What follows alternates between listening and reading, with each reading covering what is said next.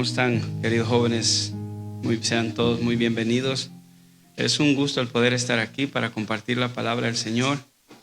Creo que en los tiempos en los que estamos, vemos a una juventud que poco a poco se muere, poco a poco se parte en pedazos la juventud por falta de temor a Dios, por falta del conocimiento de quién es Dios.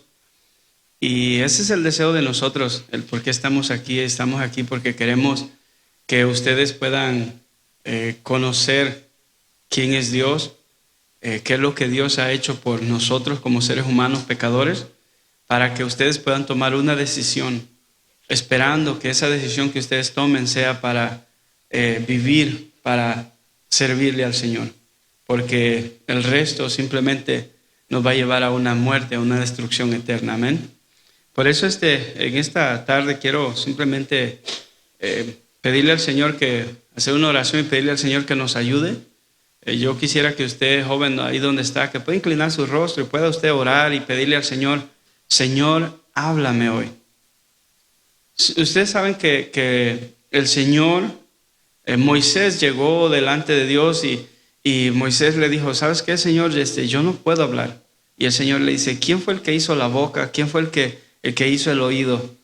Y eso nos habla de que Dios puede hablarnos a nosotros personalmente.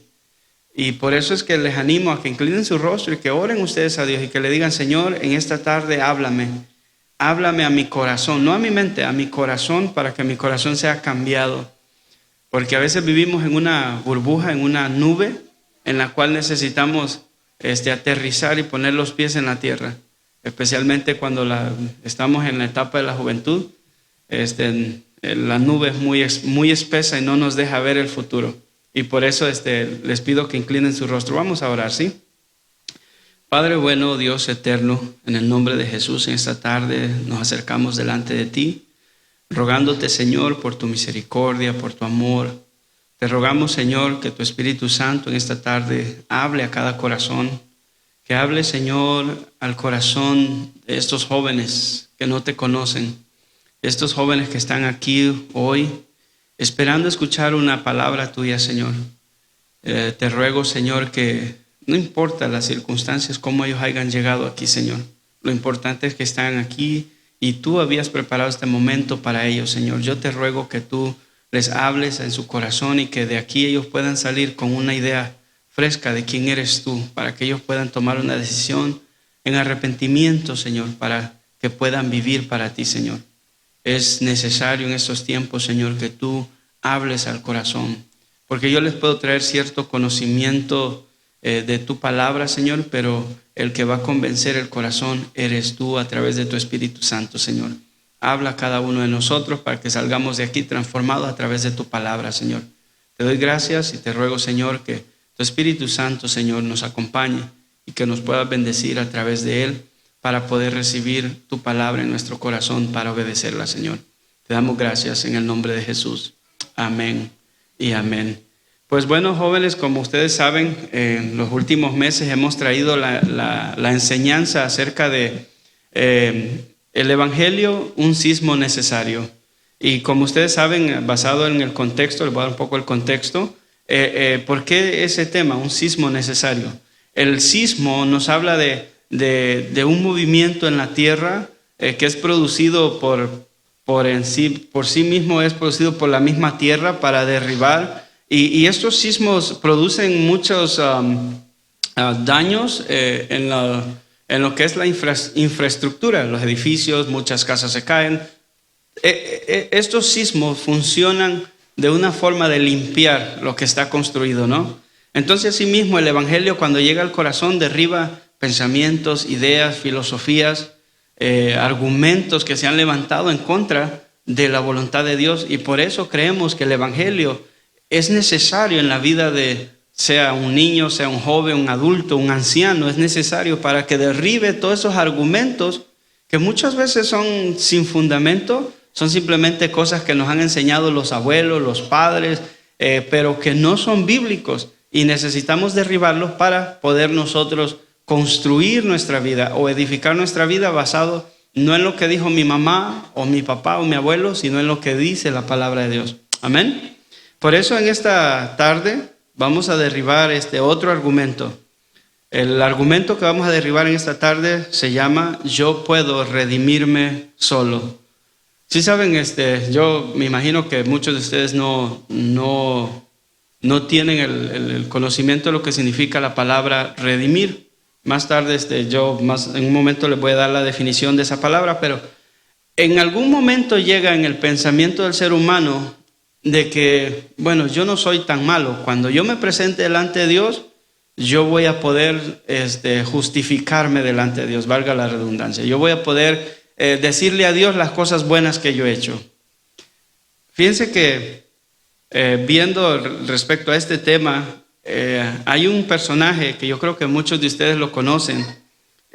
No sé si voy a pronunciar bien su nombre, pero se lo voy a decir más o menos para que ustedes tengan un contexto. El actor que se llama Dwayne Johnson, ¿alguien de ustedes lo conoce? Sí saben quién es, ¿verdad? Ese personaje, fíjense que me llamó mucho la atención porque salió aún en las noticias a nivel nacional, diciendo él, en un programa de televisión, diciendo que él estaba trabajando para redimirse a sí mismo. Cuando yo escuché eso, yo pensé, este hombre quiere redimirse, ¿pero de qué? Y seguí escuchando, ¿verdad?, lo que él estaba diciendo y no tenía sentido. Pero la pregunta que resaltaría entonces para nosotros es esta. ¿Creen ustedes que alguien pueda redimirse a sí mismo? Y cuando pensamos en la palabra redimir es cuando tú pagas un rescate. Imagínense a alguien que está encerrado en una cárcel y dice, yo puedo rescatarme a mí mismo. O yo puedo comprarme. Imagínense un objeto que está en una tienda y que el objeto pudiera decidir decir, no, yo me puedo quedar aquí o me puedo comprar de nuevo yo mismo para ser mío propio. No tiene sentido, ¿verdad? Creo que no tiene sentido eso. Bueno, este hombre eso es lo que dijo. Dijo, yo puedo redimirme solo. En este programa de televisión, este hombre dijo que él estaba visitando los lugares, sean restaurantes, tiendas, los lugares donde él iba a comprar su café, las farmacias o las estaciones de gasolina. Y estaba visitando porque dijo él, bueno, cuando yo era joven y iba al gimnasio, yo pasaba por aquí y me robaba una barrita de chocolate, de energía. Y me la iba y me la comía por el camino. Cuando yo iba a los restaurantes, nunca dejaba propina y me portaba bien grosero con los meseros. Pero él llegó a esa conclusión y dice, ahora que tengo dinero, quiero regresar a esos lugares y restituir el daño. Ahora yo les pregunto a ustedes, ¿es algo bueno eso, restituir lo agraviado? Sí, moralmente es bueno, pero eso delante de Dios no le da ningún beneficio. Pero él decía, no, si por ejemplo yo fui a un 7-Eleven y me robé una barra, yo voy y pago, por una voy a pagar 100. Y eso estaba haciendo él al punto que dijo, ya de ahora en adelante yo estoy bien con mi conciencia, dijo él. Pero fíjense lo que dice 1 Samuel 2:25. Si ustedes tienen su Biblia, les pido que me acompañen en 1 Samuel, capítulo 2, verso 25. Y me dicen, por favor, cuando la tengan lista. 1 Samuel, capítulo 2, verso 25.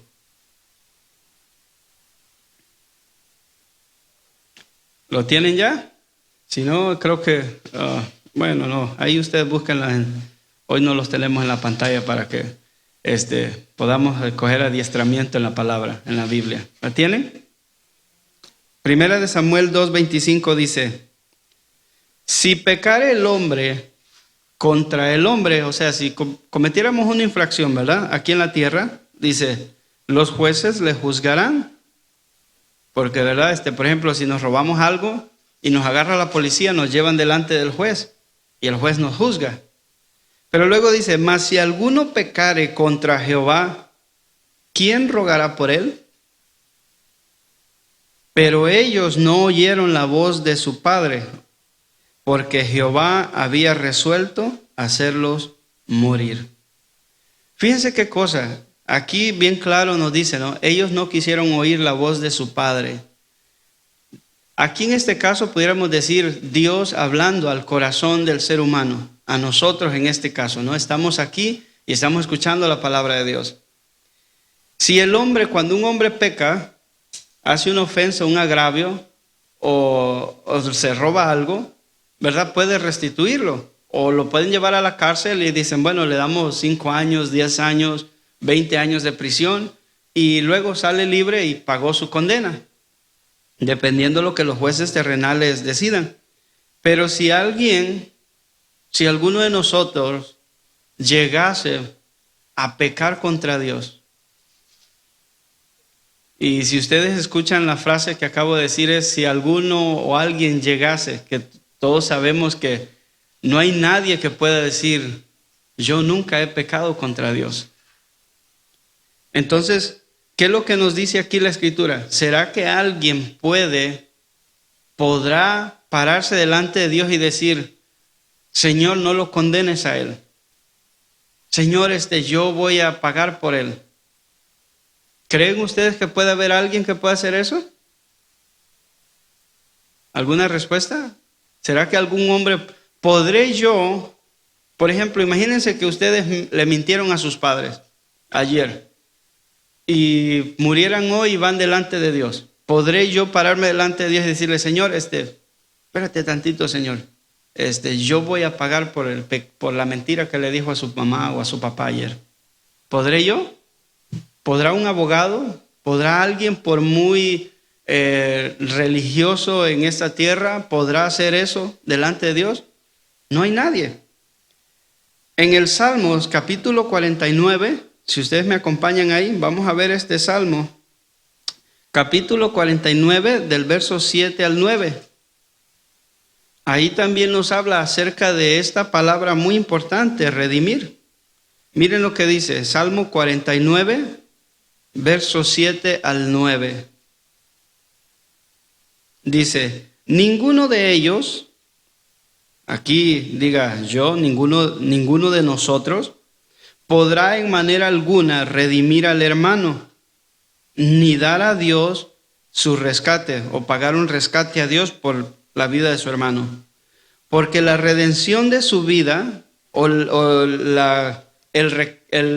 adquirir nuevamente la vida o la libertad de esta persona, dice, de su vida es de gran precio y no se logrará pagar jamás.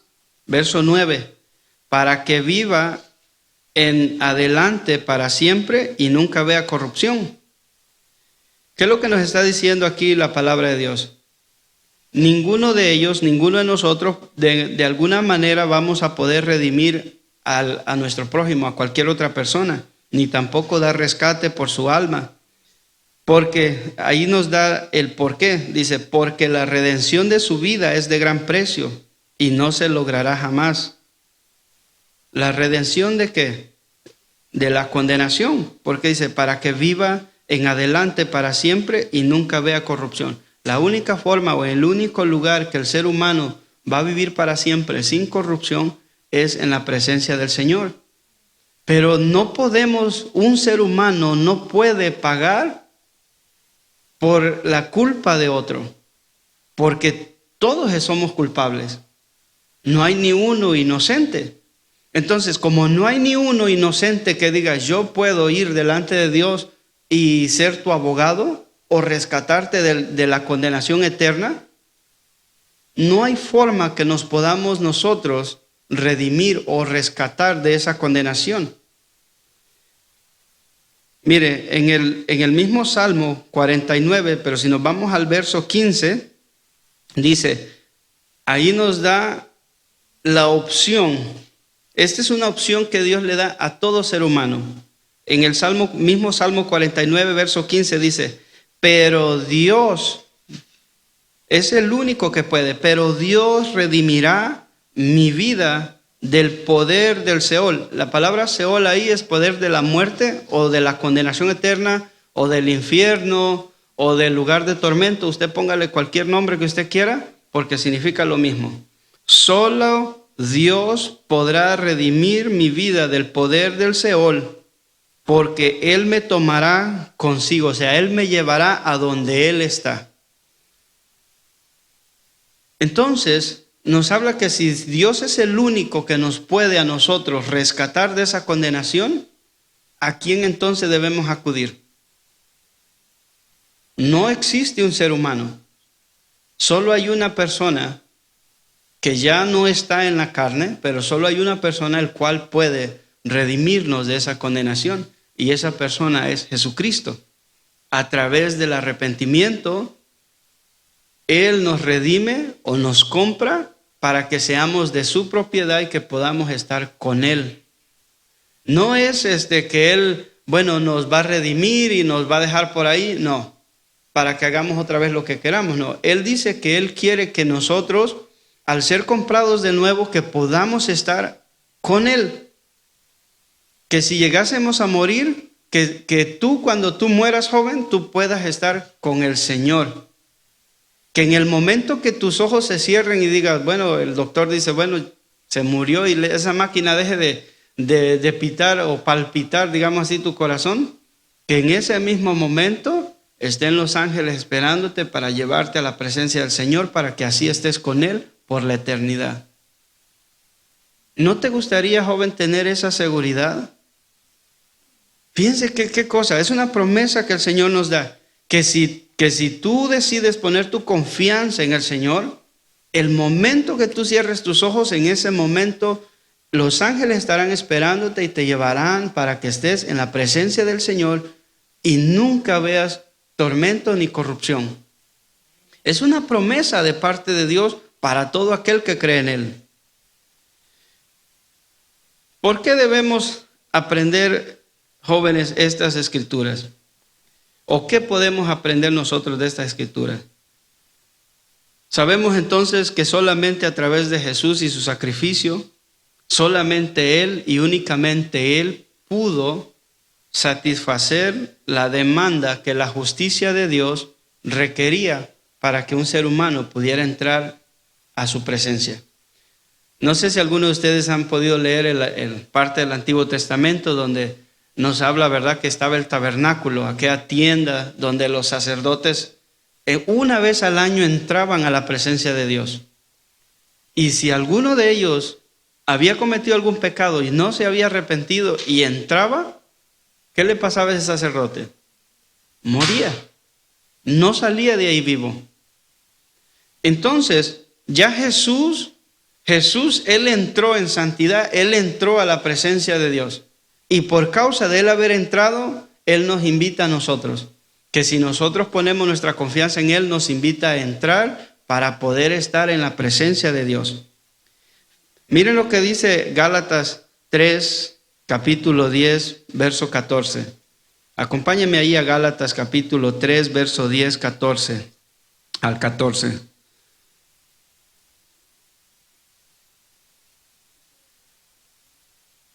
Gálatas capítulo 3, verso 10 al 14. Yo se los voy a, sígame usted ahí en la Reina Valera, yo le voy a leer en la nueva versión, lenguaje actual. Está tiene palabras más entendibles para nuestros tiempos. Mire lo que dice ahí. Usted sígame, verso 10. Porque todos los que son de las obras de la ley o están bajo, dice, obras de la ley están bajo maldición. Pues escrito está, maldito todo el que no permanece en todas las cosas escritas en el libro para hacerlas. Verso 11. Y que nadie es justificado ante Dios por la ley. Esto es evidente, porque el justo vivirá por la fe. Sin embargo, verso 12, sin embargo, la ley no se basa en la fe. Al contrario, el que las hace vivirá por ellas. Verso 13, Cristo nos redimió o nos compró de la maldición de la ley. ¿Cuál era esa maldición? La maldición estaban todos los decretos, todos los mandamientos están ahí.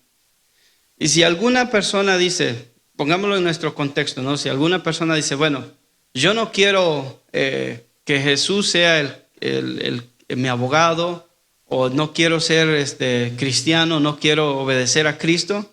Entonces dices, ¿por qué dices tú? No, yo puedo redimirme solo, yo puedo hacerlo yo mismo, yo puedo llegar a la presencia de Dios sin la necesidad de Jesús. Ok, la ley mandaba que tú debías de vivir en una vida en perfección desde el día de tu nacimiento hasta el día de tu muerte sin romper un solo mandamiento. Y por cada vez que tú rompías un mandamiento, era necesario que murieras, porque tenías que pagar por cada uno de los mandamientos rotos, necesitabas pagar con tu vida. Y si nosotros hacemos la cuenta de cuántas veces hemos violado o hemos quebrantado los mandamientos de Dios, ¿cuántas vidas creen ustedes que necesitarías vivir desde que tú naciste hasta hoy? No digamos hasta que seas anciano y tengas 100 años de vida, sino hasta el día de hoy. ¿Cuántas vidas necesitarías tú para pagar por tus pecados? Y acuérdense de esto, por cada pecado se pagaba la condena. No se pagaba la redención, no se pagaba el que, bueno, ya pagué por este pecado y voy a ser salvo, no. Se pagaba por la culpa de ese pecado, pero no tenía salvación. ¿Cuántas vidas necesitarías tú, joven, desde el día que tú naciste hasta el día de hoy, para poder estar en sí en la presencia de Dios basado a la ley? Si tú dices, yo no necesito de Dios, bueno, no necesito ir a la iglesia. Bueno, yo no soy tan malo. Yo no hago cosas malas. O no pienso cosas malas. Bueno, yo no me porto mal. Yo obedezco a mis papás. No creo que necesitar del evangelio. Miren lo que dice. Estamos en el verso 13, ¿verdad? Se lo vuelvo a leer.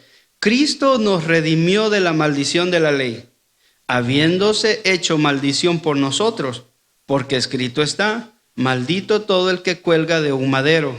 Verso 14. A fin de que en Cristo Jesús la bendición de Abraham viniera a los gentiles, o sea, eso a nosotros, para que recibiéramos la promesa del Espíritu mediante la fe.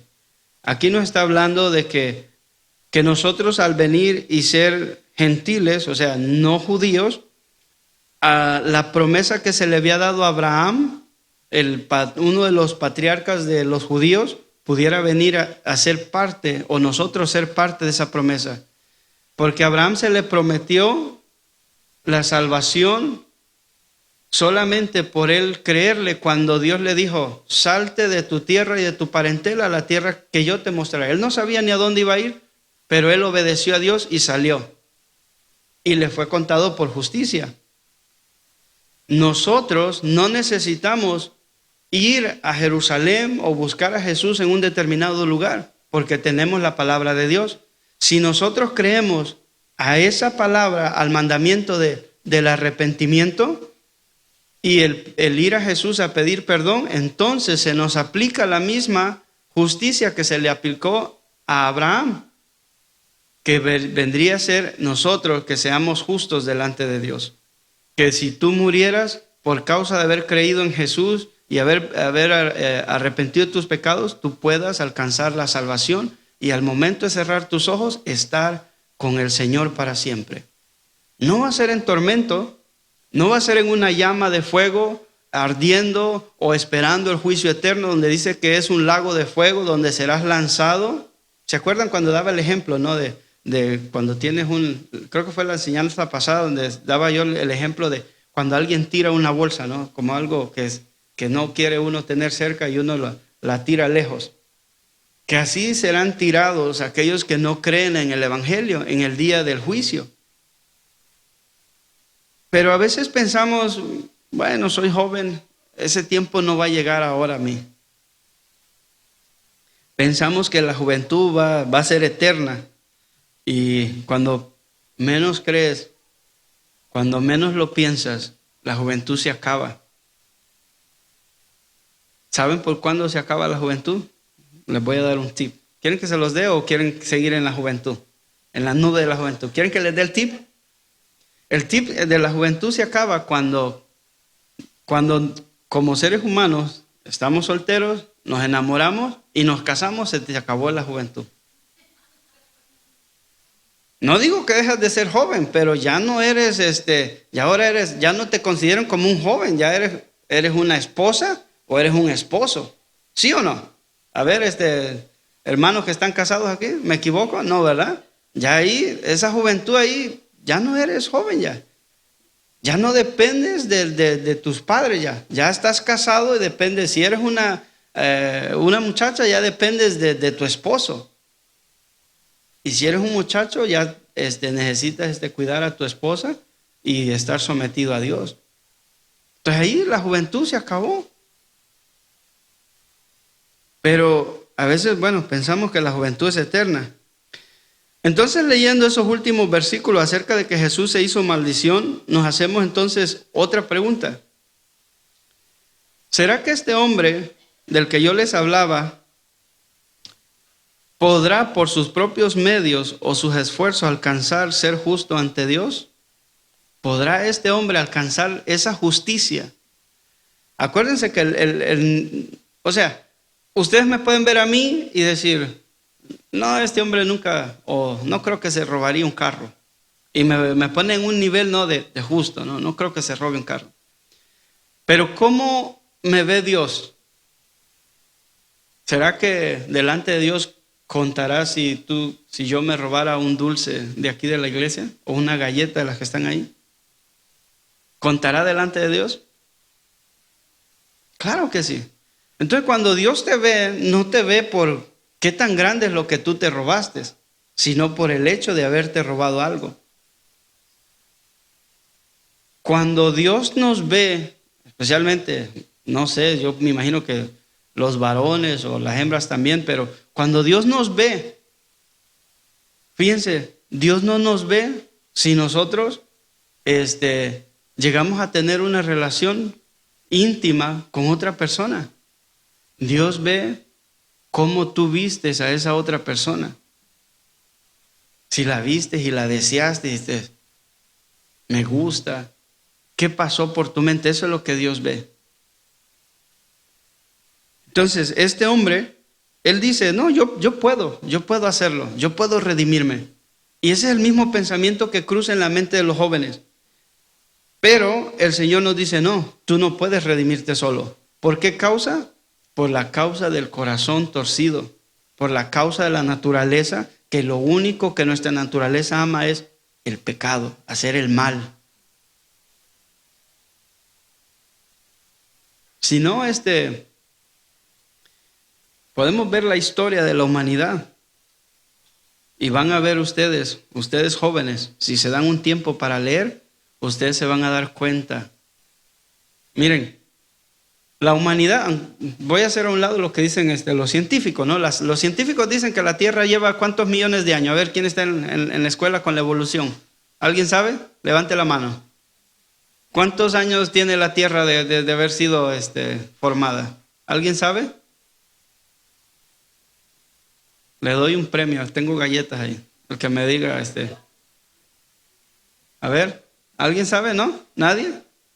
Bueno, ellos dicen que tiene millones y millones de años, ¿verdad? Pongámoslo así. Ahora yo les pregunto a ustedes, ¿cuántos años tiene la Tierra de Dios haberla formado?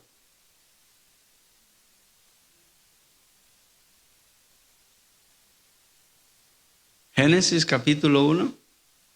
¿Alguien lo sabe?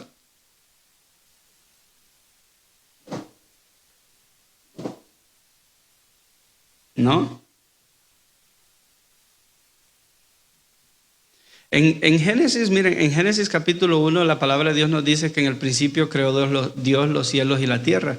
Y aproximadamente, según los historiadores y los científicos cristianos, ¿verdad? Se entiende de que la tierra tiene un aproximado de unos 6,000 o 6,500 por ahí años de edad. La tierra no tiene la edad que los otros científicos dicen. ¿Por qué? Por las evidencias que la misma tierra produce. Entonces, cuando nosotros vemos que el pecado es el que tiene controlado el corazón del ser humano, y tú ves la historia, dicen que de 6,000 años que la humanidad tiene en esta tierra, ¿saben cuántos años ha estado en paz la tierra? 40 años. de 6,000 años, piensa por un momento, joven, si en 6,000 años solo han habido 40 años de paz, ¿creen ustedes que el bien mora en el corazón del ser humano? Y eso no ha sido porque, todo el mundo, hablando, ¿no? Todas las personas en el mundo se convirtieron a ser cristianos y vivieron en paz y luego no, fue porque simplemente se detuvieron a formar o a fabricar más armas para seguirse peleando. Esto nos habla de que el corazón de nosotros está torcido, que el corazón de nosotros es corrupto, que nunca vamos a buscar el bien. Cuando nosotros vemos la definición exacta, como les estaba diciendo, de esa palabra redimir, en el griego, la palabra significa liberación de la esclavitud a través del pago de un precio por una persona o por un animal o también por una propiedad. También se puede entender que es la liberación física o espiritual que se hace en este caso de una persona cuando se cree en Jesús. Jesús ha pagado el precio y somos libres de la esclavitud del pecado y del poder de Satanás. Pero en el hebreo la definición es rescate, generalmente es liberar o preservar. En absoluto también es entregar por cualquier medio un rescate, redimir o rescatar.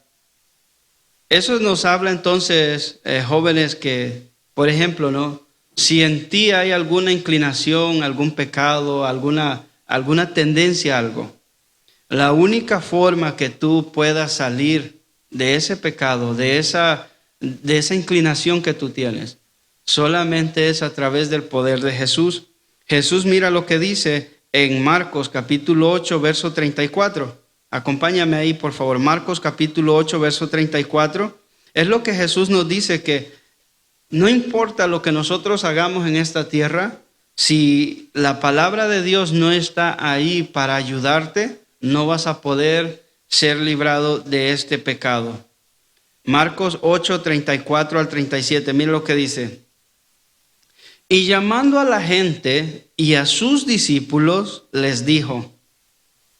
Llamando a la gente y a sus discípulos, Jesús les dijo: si alguno quiere venir en pos de mí, o quiere venir atrás de mí, ¿no? Niéguese a sí mismo y tome su cruz y sígame. Hasta ahí parece que todo va bien, ¿verdad? Niéguese a sí mismo, tome su cruz y sígame. Verso 35, porque todo el que quiera salvar su vida, la perderá. Y todo el que pierda su vida por causa de mí y del evangelio, la salvará. Porque, ¿qué aprovechará el hombre si ganare todo el mundo y pierde su alma? ¿O qué recompensa dará el hombre por su alma? ¿Sí ven lo que les estaba diciendo yo aquí? Nadie puede decir, bueno, no me interesa el evangelio, yo prefiero una carrera universitaria, yo necesito salir adelante, y pensar que de esa manera su vida va a estar preservada. El pensamiento de Jesús es muy diferente, porque Él dice, mira, si tú dices que haciendo esas cosas vas a guardar tu vida, tú la estás perdiendo. Pero si tú dices o tú deseas seguirme a mí, tomar tu cruz y seguirme, aunque desprecies tu vida, o sea, cuando digo que desprecies tu vida es decir, bueno, sí anhelo ir a la universidad o sí voy a la universidad, pero en medio de la universidad tú no te comportas como los que no tienen temor a Dios. Cuando estás ahí, cuando estás en la universidad, te enseñan de la evolución, pero tú sabes en tu corazón qué es lo que dice la palabra de Dios. Y tu fundamento va a estar siempre basado en lo que Dios dice y no en lo que te enseñan los maestros, porque ahora últimamente muchos jóvenes, fíjense lo que pasa. Cuando los jóvenes salen de las iglesias y van a la universidad y la palabra de Dios no es una fuente de vida para ellos, una vez que ponen un pie en la universidad, se vuelven ateos algunos. Otros empiezan a dudar del poder de la Escritura, de la palabra de Dios. Empiezan a dudar de lo que Dios dice. ¿Qué nos enseña esto, jóvenes? Que ustedes están hoy aquí y Dios les da una oportunidad para poderse acercar a Dios. Pero eso no significa que ustedes están libres de esa tentación. Si ustedes no toman la decisión de entregarle su vida al Señor, ¿qué va a pasar? El momento que ustedes vayan a una universidad, no me interesa Dios, yo voy a seguir con mi vida. Pero aquí Jesús dice, porque todo el que quiera salvar su vida la perderá, y todo el que pierda su vida, pero no por andar en pleitos, sino dice, por mi causa y del evangelio, esta persona la salvará. La pregunta es, ¿de qué quieres tú salvar tu vida? ¿Quieres salvarla de la condenación eterna? ¿O quieres tú salvarla de los problemas que te vas a enfrentar aquí en esta tierra?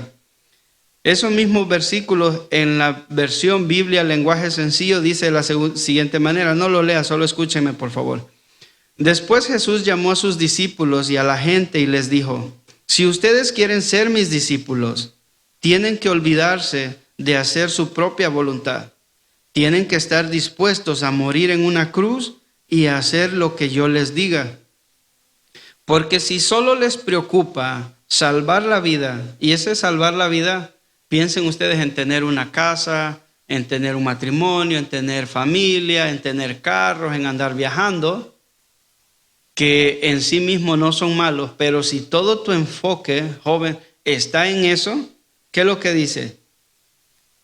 Porque si solo les preocupa salvar la vida, la van a perder. Pero si deciden dar su vida por mí y por anunciar las buenas noticias, entonces se salvarán. De nada sirve que una persona gane todo lo que quiere en el mundo, si al fin de cuentas pierde su vida. Y nada hay, dice, y no hay nada que una persona pueda dar para salvar su vida. Eso nos enseña que este hombre, Dwayne Johnson, por mucho esfuerzo que él haga, por mucho que vaya a restituir las cosas donde él ofendió o robó, él no puede alcanzar un favor delante de Dios. Él simplemente está haciendo méritos para que delante de los hombres él se vea bien, se vea como un hombre justo. Y es ahí donde nosotros queremos llevarte a ti, donde tú puedas entender, joven, que tú te puedes, entre comillas, portar bien aquí. Aparentar que eres una persona quieta, que no haces nada, que te portas bien. La pregunta aquí es, ¿cómo nos ve Dios? ¿Te ve Dios como alguien justo o como alguien injusto? Vamos a ver un ejemplo acerca de los primeros cristianos, cómo era la vida de ellos, porque esto nos debe de llevar al punto de preguntarnos, ¿no? Entonces, ¿cómo debo yo vivir? ¿Cómo debe ser mi forma de vivir si soy joven? Tengo muchos deseos, ¿verdad? Anhelos, porque yo sé que ustedes también tienen anhelos, ¿o no tienen anhelos, jóvenes? Claro que sí. Hay anhelos, hay deseos de verdad de ir a la universidad, tener su carrera, su profesión. Vamos a ver cómo vivían estos primeros cristianos para tener una idea de que una vez que tú llegues al nivel donde tú quieres llegar, ¿qué vas a hacer con tu vida estando ahí? ¿Se la vas a dar como una ofrenda al Señor? O sea, ¿vas a vivir para Él o simplemente tú vas a hacer tu voluntad ya una vez que llegues ahí? Hechos capítulo 2, verso 5 y de ahí vamos a ir al 17. Acompáñenme por favor. Hechos capítulo 2, verso 5. Vamos a leer ese versículo primero. Miren lo que dice Hechos capítulo 2, verso 5 y luego al 17. Moraban entonces en Jerusalén judíos, varones piadosos, de todas las naciones bajo el cielo. Si ustedes ven ese texto, moraban entonces en Jerusalén judíos, varones piadosos. No aparece ahí o mujeres, o sea que dijera varones y mujeres, pero se da a entender que estos varones que eran piadosos estaban casados y vivían con sus familias en Jerusalén, ¿ok? Que no quiero que piensen, no, estaban ahí. No, sí estaban ahí. Verso 17. Y en los postreros días, dice Dios, esto es un anuncio que Pedro le está dando a estos varones que vivían en Jerusalén.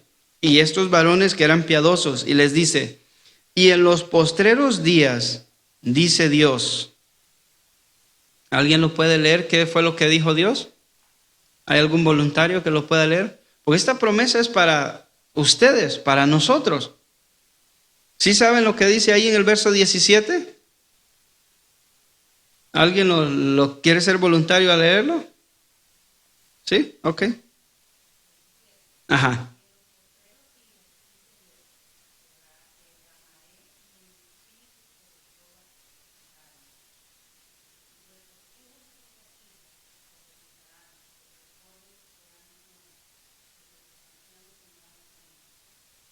Hasta ahí. ¿Sí ven cómo esa promesa los puede alcanzar a ustedes? Y en los postreros días, nosotros tenemos un parámetro, como cristianos tenemos un parámetro donde vemos las cosas que están pasando en el mundo y lo comparamos con la Escritura y sabemos o entendemos que estamos en esos últimos días. ¿A qué se refiere con los últimos días? Los últimos días antes que Jesús venga a recoger a los cristianos que han confiado en Él. ¿Ok? Estamos en esos días. Y entonces esos días se aplican a nosotros, porque dice, y en los postreros días, aquí no es, dice Pablo o dice Pedro, no, dice Dios, yo derramaré de mi espíritu sobre toda carne, y vuestros hijos y vuestras hijas profetizarán. Vuestros jóvenes, ¿cuántos jóvenes hay aquí? Levanten la mano los jóvenes. A ver, hasta las mamás también, levanten las manos. Ah, mira, ya tenemos un montón de jóvenes ahí. Y vuestros jóvenes verán visiones. Pero no, aquí incluye también, miren, y vuestros ancianos soñarán sueños. Y verso 18, y de cierto sobre mis siervos y sobre mis siervas en aquellos días derramaré de mi espíritu y profetizarán. Esa promesa, jóvenes, es para ustedes. Miren, probablemente ustedes ven su vida muy simple, como una vida como, bueno, yo nada más estoy en mi apartamento, en mi casa, voy a la escuela, y piensan por momentos que la vida de ustedes es sin sentido. En inglés se diría meaningless, que no tiene, has no mean to live in this earth. Pero el Señor dice que los jóvenes verán visiones. ¿Y esas visiones de quién creen ustedes que van a venir? Pero si ustedes no quieren tener una relación con Cristo, no van a poder tener esas visiones. Esa promesa no va a aplicar para ustedes. Y ustedes van a ver a otros jóvenes que se levanten, que Dios los use, que Dios se mueva a través de ellos. A mí me llama la atención cuando leo, por ejemplo, libros de cristianos de 100, 200 años atrás, que eran jóvenes y decidieron dar su vida y no les importó. Y las cosas que Dios hizo a través de ellos, nosotros decimos, se te abre la boca así, viendo las cosas tan maravillosas que Dios hizo a través de ellos. ¿Por qué? Porque ellos cumplieron la palabra que Jesús dijo. El que quiera venir en pos de mí, que tome su cruz, que muera a sí mismo. Y entonces este versículo será aplicado a él. ¿Qué tú crees, joven? Mira, si alguna vez han leído, por ejemplo, el libro del profeta Daniel, ustedes van a ver los milagros que hacía él. Si ven la historia, leen, por ejemplo, Isaías o Jeremías, ustedes van a ver los profetas, las cosas que ellos hacían. Imagínense que ustedes, aquí no hay ríos, ¿verdad que no hay ríos? ¿O sí se consideran ríos? Imagínense donde está el George Washington, ¿no? Ese es un río, el Hudson, ¿verdad? Ese es el Hudson. Imagínense que ustedes vayan ahí no digo que va a pasar, pero imagínense esa. Que ustedes fueran ahí con el poder de Dios y pusieran su pie y el río se abriera para que ustedes pudieran cruzar. Eso pasaba con los profetas. Ahora, no se va a abrir el río. Pero ¿qué tal y si Dios abre un camino para que tú puedas predicar? Para que tú puedas servir a Dios. Algo extraordinario que para ti sea un problema, una dificultad. Imagínate, joven, que tú seas adicto a la pornografía y que Dios venga, que le entregues tu vida y que Dios te cambie al instante donde no sientas deseos o anhelo de estar viendo esas cosas. ¿Sería un milagro o no? Donde tú te puedas sentar a la televisión y simplemente veas el programa de las 9 de la mañana y veas que salen las presentadoras ahí mal vestidas y digas, no me agrada eso. Que haya esa convicción en tu corazón por el pecado. O esos videos que pasan viendo, no sé, en Facebook o TikTok, donde ves ahí que lo único que hacen y que tú veas y digas, esto no tiene sentido para mí. Y lo deseches. Eso es un milagro.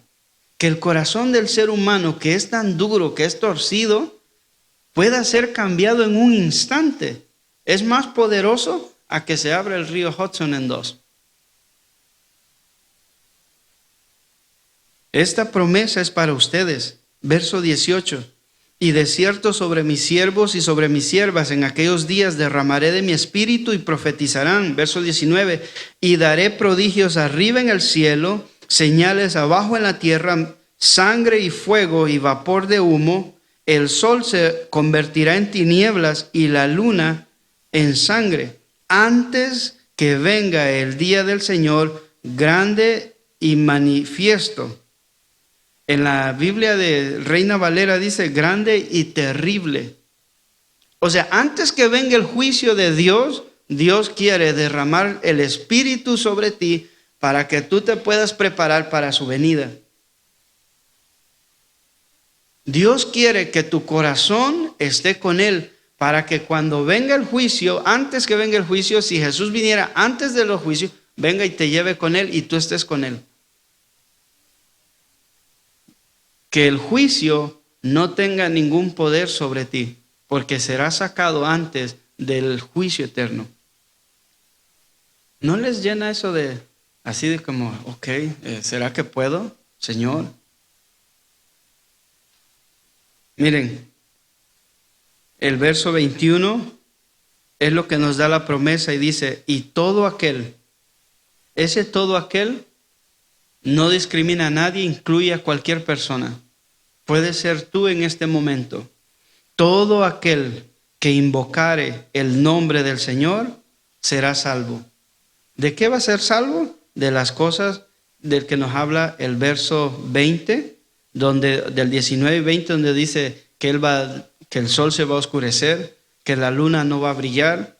¿Qué más dice? Que se va a convertir en tinieblas, que la luna va a estar roja como sangre. Antes que vengan los juicios que Dios tiene preparados para esta tierra, Dios quiere que tú seas salvo. Pero ¿cómo vas a ser salvo si tú en este momento tu corazón o tu mente está pensando en cosas que vas a hacer después, los programas de televisión que vas a ver después? ¿Cómo puede la palabra de Dios llevarte esa convicción donde tú puedas entregarle tu vida al Señor para ser salvo si tú no quieres tener una relación con Cristo? Y va a venir el juicio de Dios. Y después de que mueras serás condenado y te vas a lamentar de haber escuchado la palabra de Dios y no haber creído. Y la Biblia, ¿saben cómo lo pone? Dice que en ese momento será el momento del llorar y el crujir de dientes. Cuando se aprietan los dientes y se deslizan uno sobre otro, de dolor, de remordimiento, que así va a ser en aquel momento cuando las personas estén siendo condenadas y no haya una oportunidad más. En Hechos capítulo 2, verso 36 al 39, se los leo yo para ganar tiempo. Miren lo que dice. Sepa pues ciertísimamente toda la casa de Israel, que a este Jesús, a quien vosotros crucificasteis, Dios le ha hecho Señor y Cristo. Verso 37, mira la respuesta de estas personas. Al oír esto, se compungieron, se dolieron de corazón y dijeron a Pedro y a los otros apóstoles: varones hermanos, ¿qué haremos? Y ese qué haremos era, ¿qué podemos hacer para ser salvos?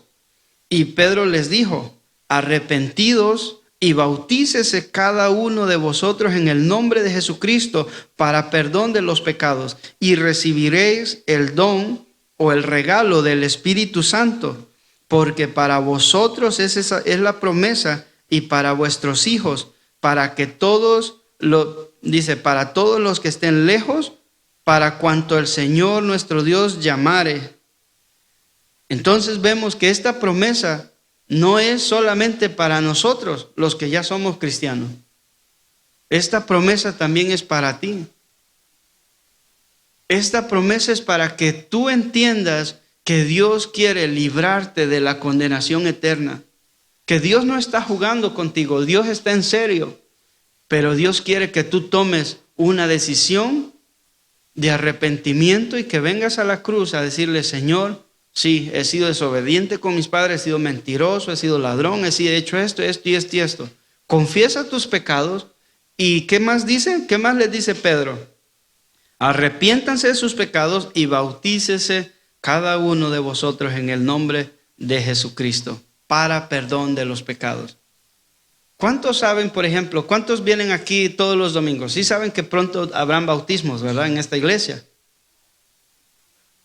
Pero ahora yo les pregunto a ustedes, ¿habrá arrepentimiento en el corazón de ustedes como para que ustedes digan: yo quiero bautizarme? Pero que haya ese genuino deseo de querer estar a cuentas o estar en paz con Dios. ¿O ustedes creen que nunca se van a morir? Si ustedes piensan que nunca se van o nunca se van a morir, denme la pócima, así yo, ¿verdad? También. Aunque les soy sincero, como va el mundo, no quisiera vivir mucho tiempo acá. La verdad que no. Las cosas que están pasando son muy duras. Pero yo les digo a ustedes jóvenes, la promesa que Dios les hace, Dios no está jugando con ustedes. Dios está en serio y les quiere dar el poder para ustedes tener la vida eterna y estar con Él. Pero depende de la decisión que ustedes tomen cada día. A ustedes jóvenes, Dios les está llamando al arrepentimiento para perdonar sus pecados. Entonces, como les decía anteriormente, para nosotros poder derribar ese argumento de que no necesito el evangelio porque yo puedo redimirme solo, sí saben ustedes, ¿verdad?, que en 2 de Corintios capítulo 10 del verso 3 al 6, miren lo que dice. Si quieren nada más anótelo, yo se los leo. Dice la palabra de Dios de esta manera. 2 de Corintios capítulo 10 del 3 al 5, miren lo que dice. Es verdad que vivimos en este mundo, pero no actuamos como todo el mundo, ni luchamos con las armas de este mundo. Al contrario, usamos el poder de Dios para destruir las fuerzas del mal, las acusaciones y el orgullo de quienes quieren impedir que todos conozcan a Dios. Con ese poder hacemos que los pecadores cambien su manera de pensar y obedezcan a Cristo. Esto es en la traducción lenguaje actual. Sí vemos entonces que Dios nos ha dado una forma para nosotros poder vencer ese pensamiento. Ese pensamiento de que, bueno, yo no creo que me vaya a morir pronto, o yo no creo que necesite el evangelio porque estoy joven. Yo creo firmemente que el evangelio es necesario para toda persona, sea niño, joven o adulto. En esta noche nosotros queremos mostrarles esto que yo les he hablado hoy de una forma dramatizada. Y quisiera que ustedes pongan mucha atención a lo que se va a hacer, porque creo que Dios quiere mostrarnos a todos ¿Qué es lo que sucede en el corazón de nosotros en ese momento? ¿O qué sucederá en ese momento cuando nos presentemos delante de Dios? Cuando Dios diga, ¿sabes qué? Ya no tienes esperanza, eres culpable, se te habló, se te dijo, se te aconsejó, nunca quisiste escuchar y simplemente despreciaste la ayuda que yo te estaba dando. En esta noche, jóvenes, yo les hago un llamado de atención a ustedes. No se distraigan, no pierdan el tiempo en otras cosas. La vida es muy corta. La juventud es como la neblina que por un momento está y luego se desvanece y se va la juventud. Y Dios quiere que tú aproveches las fuerzas que tú tienes como joven para que se las des a Él. Y no necesariamente aquí, porque cuando tú decides darle tu vida al Señor, allí en la escuela donde tú vas, allí tú puedes ser luz para los que no conocen al Señor. No importa donde tú estés. Pero si tú te comportas igual que ellos, no va a haber luz, va a haber tinieblas. Y lo único que va a pasar es que el día que tú mueras, aunque el resto de tu vida la pasas adentro de esta iglesia, si tú no le entregas tu vida al Señor, el día que tú mueras, lo único que vas a escuchar de parte de Dios es, eres culpable, estás condenado, fuera de mi presencia. Y ese va a ser uno de los días más tristes. Si tú crees que es triste que te muera tu mamá, tu papá, tu hermano, tu tío, tu perro, espérate al momento cuando Dios te diga, fuera de mi presencia. Es uno de los momentos más tristes en la vida del ser humano. Y quiero que pongas atención a lo que se va a hacer para que tú puedas visualmente entender de qué estamos tratando aquí. Porque estamos tratando de la vida o la muerte. Amén.